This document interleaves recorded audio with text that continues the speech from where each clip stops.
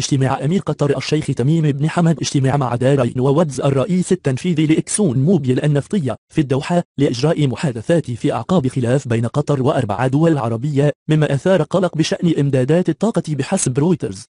ويأتي هذا التحرك في أعقاب إغلاق الدوحة أكبر مصنع لغاز الهيليوم المستخدم بالقطاعات الطبي، والذي تعد قطر ثاني أكبر مصدر له في العالم، وذلك على خلفية غلق المنفذ الحدودي البري الوحيد للدوحة عن طريق السعودية وإغلاق الموانئ البحرية مع جارتها الإمارات.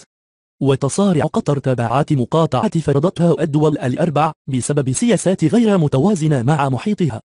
كما تكثف قطر تحركاتها على أعلى المستويات في قطاعي الطاقة والطيران بعد فشل محاولتها تمرير شكوى إلى المنظمة الدولية للطيران الإيكاو بشأن غلق المجال الجوي أمام الخطوط الجوية القطرية. وقطعت السعودية والإمارات والبحرين ومصر العلاقات مع قطر، متهمة الدوحة بدعم التطرف